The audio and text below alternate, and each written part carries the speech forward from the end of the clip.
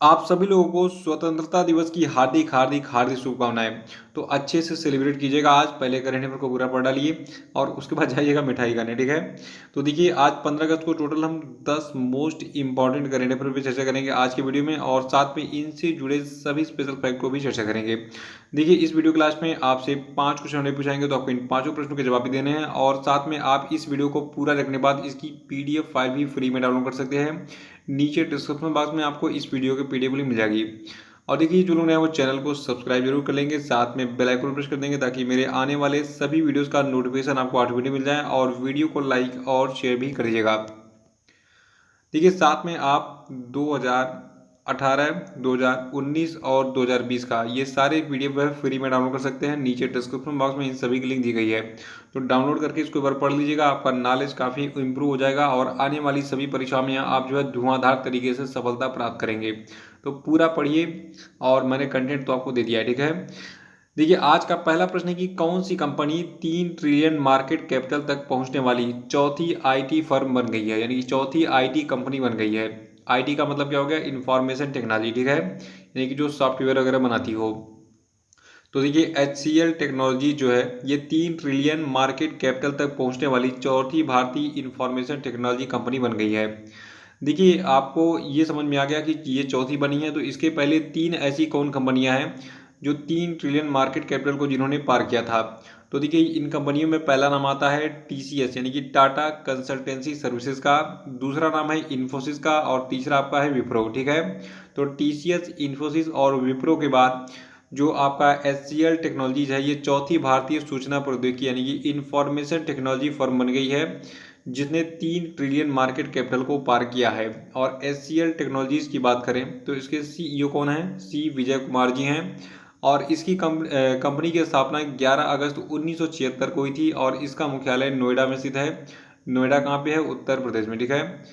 दूसरा प्रश्न है कि भारत के केंद्रीय कृषि और किसान कल्याण मंत्री कौन है। तो देखिए, भारत के केंद्रीय कृषि और किसान कल्याण मंत्री कौन है? नरेंद्र सिंह तोमर, इनका नाम जरूर याद रखिएगा। और इन्होंने भी कौन सा कांड किया है? देखिए, इन्होंने एक बहुत अच्छा काम किया है।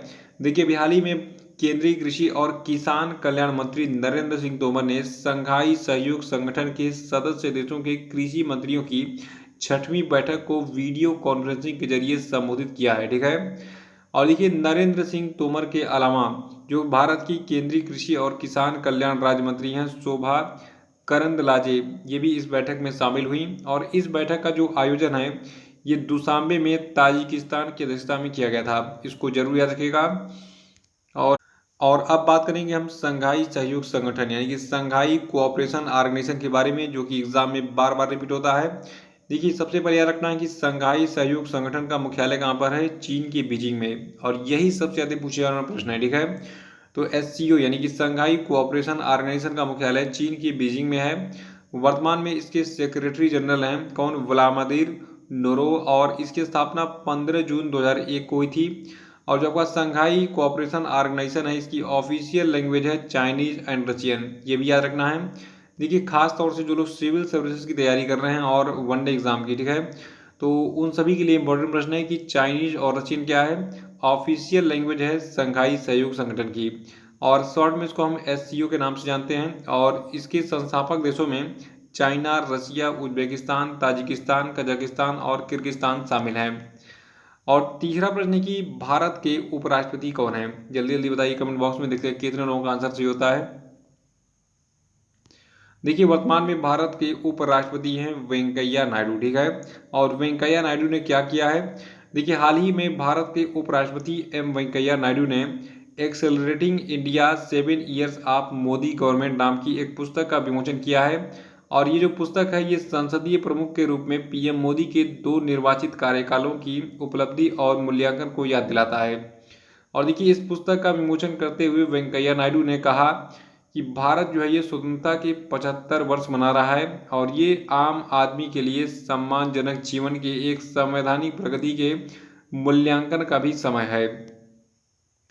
चौथा प्रश्न की हाल ही में भारतीय नौसेना ने किस देश में आयोजित अमेरिकी नौसेना के नेतृत्व वाले दक्षिण पूर्व एशियाई सहयोग और प्रशिक्षण सैन्य अभ्यास में भाग लिया।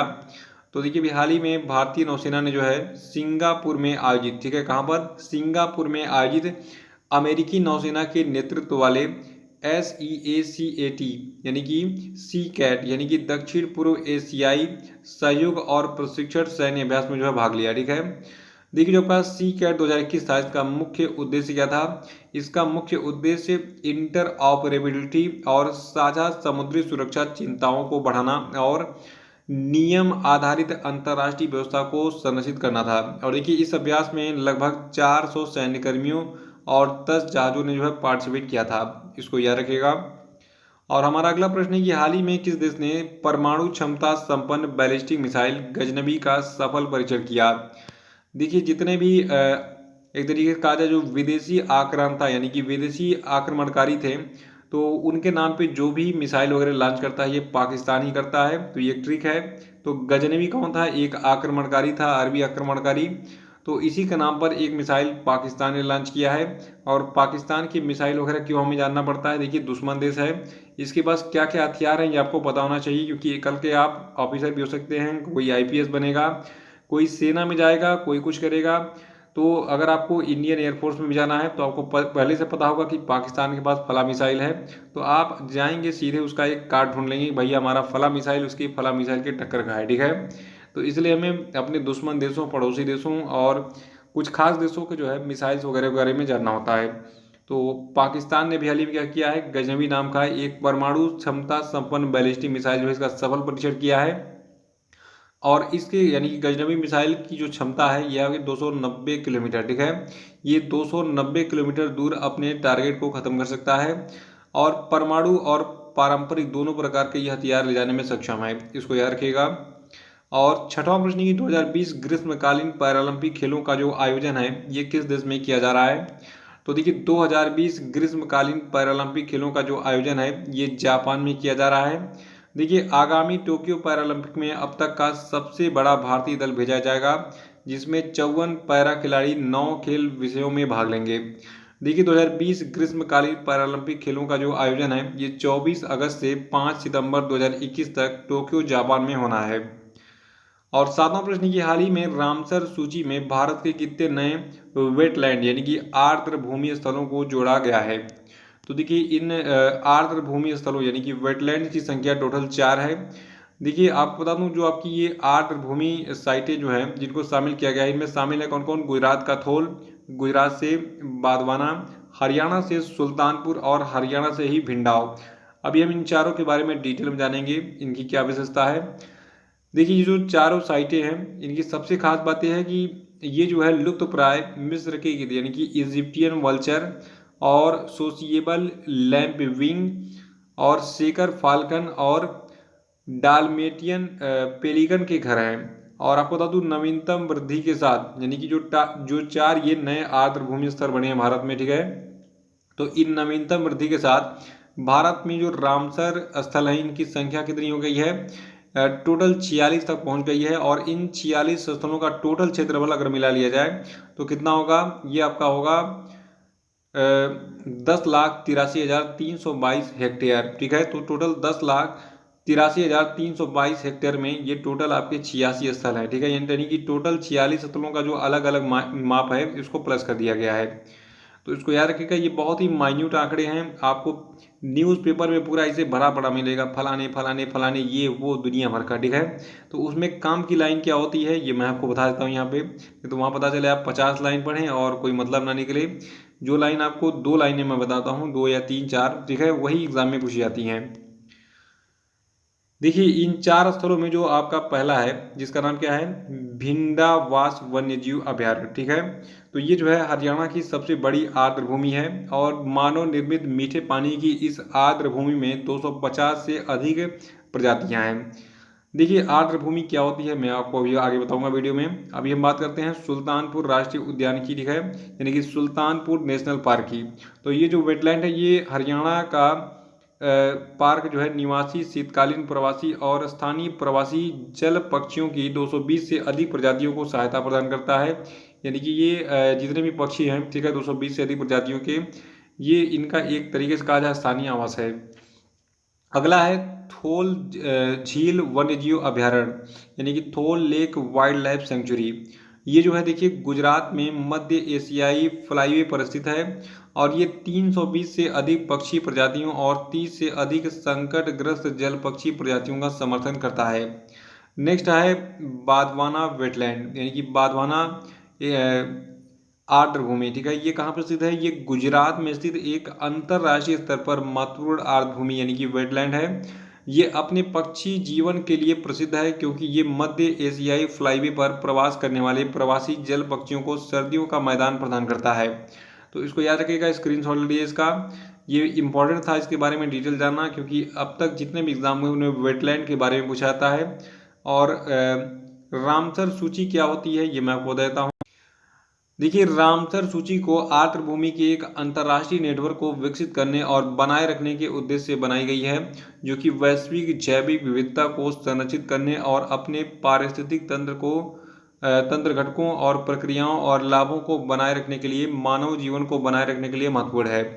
देखिए आर्द्रभूमि जैव विविधता के संरक्षण में महत्वपूर्ण भूमिका निभाती है क्योंकि ये आर्द्रभूमि यानी कि जो वेटलैंड्स होते हैं ये भूजल को शुद्ध करते हैं। ये बाढ़ और सूखे के खिलाफ एक प्राकृतिक स्पंज के रूप में भी काम करते हैं और हमारे समुद्र तटों की रक्षा करते हैं। आठवां प्रश्न है कि हाल ही में भारत ने किसकी अध्यक्षता में वर्चुअल प्लेटफॉर्म के माध्यम से IBSA यानी कि India Brazil and south Africa पर्यटन मंत्रियों की बैठक का आयोजन किया? तो देखिए भारत ने जो है जो जी किशन रेड्डी हैं इनकी अध्यक्षता में हाल ही में क्या किया? IBSA यानी कि India Brazil and south Africa के पर्यटन मंत्रियों की बैठक का जो आयोजन है ये किया था। देखिए इस बैठक में जो भारत के पर्यावरण मंत्री हैं कौन? इनका नाम है जी किशन रेड्डी। इन्होंने भारत की तरफ से इस सम्मेलन को संबोधित किया और इसमें ब्राजील के जो संघीय गणराज्य के पर्यटन मंत्री हैं जिनका नाम है गिल्सन मचाडो नेटो, इन्होंने पार्टिसिपेट किया। और दक्षिण अफ्रीका की तरफ से यानी कि साउथ अफ्रीका की तरफ से इसमें जो है वहाँ के उप पर्यटन मंत्री फिश आमोस मालेला ने जो है भारत की इस IBS की अध्यक्षता के तहत आयोजित किए जाने वाले इस बैठक में जो है भाग लिया था। और नवा प्रश्न है कि हाल ही में किस पूर्व विश्व कप विजेता अंडर-19 भारतीय कप्तान ने क्रिकेट से संन्यास ले लिया? तो देखिए अंडर-19 क्रिकेट के एक पूर्व कप्तान थे जिनका नाम था उन्मुख चंद, इन्होंने क्रिकेट से संन्यास ले लिया है। देखिए 2010 में इन्होंने पदार्पण किया था क्रिकेट में और उसके बाद से जो आपके उन्मुख चंद है इन्होंने 67 प्रथम श्रेणी यानी कि फर्स्ट क्लास मैच खेले जिसमें 31.57 की औसत से 3,379 रन बनाए। और देखिए 120 लिस्ट ए मैचों में चंद ने कुल 41.33 की औसत से कुल 4,505 रन बनाए और इन्होंने 77 T20 में मैचों में कुल 22.35 की औसत से कुल 1,565 रन बनाए थे।